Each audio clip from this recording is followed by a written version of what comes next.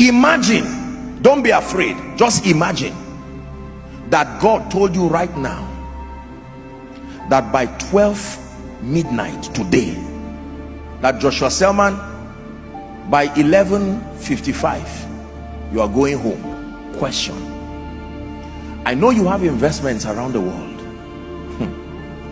I know you have all kinds of things. I know you plan to travel next week, but what will become your point of focus? With that knowledge, just one information was passed to you, that you have 3 more hours in this life, and that's it. 3 more hours. Wrap up whatever you have to do. You have 3 hours. No prayer will change it. 3 hours. You are not sick, and it's not going to be accident. It will not be anything. Once it's time, God knows the many ways he will pick you so that you don't fear, but you just have 3 hours. Think for a moment. What are you going to do? You may think of your businesses, you may think of your investments, you may think of your certificates, you may think of your wife, you may think of your husband, you may think of your parents, you may think of your children, you may think of your future and your goals, your plans, your house under construction. You may think of the person owing you and the police case that is still pending. You will think of all of these things, and yet you will be surprised that none of them at that point will be able to bring you satisfaction. There is only one thing you will be looking for at that point. When you stand with the consciousness that I have only 3 hours to live in this life, there is only one thing you will look for. It is called peace. 3 hours to end your life, and yet it is not another degree you want. It is not another political office you want.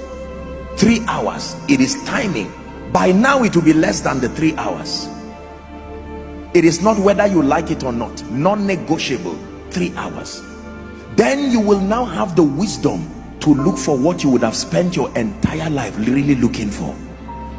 The thing you are looking for at the point of death is what you should find first in your life and have the privilege of enjoying it. How come you only find it when you are hours to the end of your life, whereas that is really what you need even from the start of your life?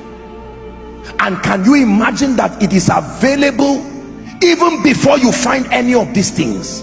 That you can have it without a car, you can have it without a child, you can have it without a church, and yet we ignore it.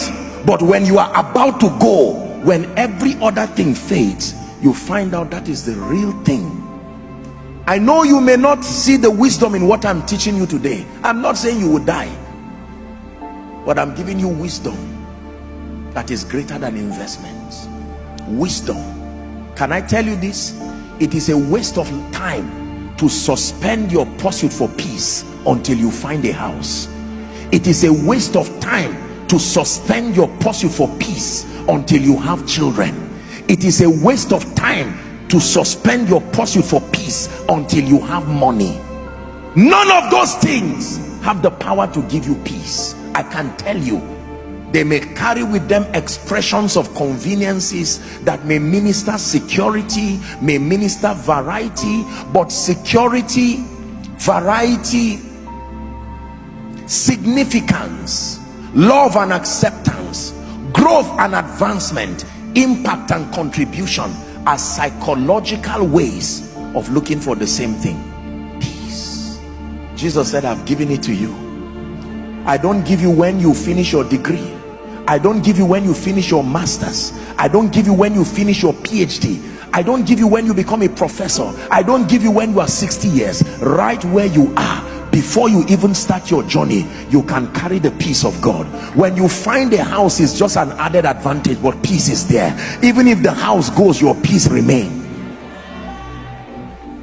As God grants you children, you are celebrating the children and dancing, but not without your peace. Can I tell you, no matter what you lose, you did not lose if what you have left is peace. But no matter what you gain, hear me, you really lost if you lost your peace on the way. Many of you start with that gift of peace, you throw it away to look for a wife, you throw it away to look for a husband, you throw it away to look for a job, you throw it away to look for ministry increase. At the end of it, watch what you have: children, a name, a private jet, money in your account in various currencies, a political position, titles, qualifications, no peace. Where did you keep it? And you find out that you left it in 1980.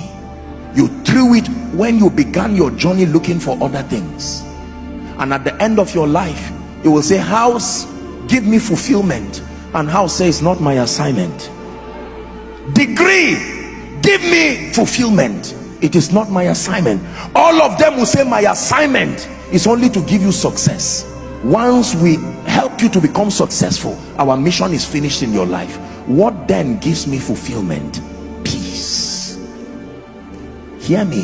The only thing that can give you fulfillment in your life is the peace that comes with knowing that you have lived your life effectively, serving the purposes of God and being a blessing to humanity.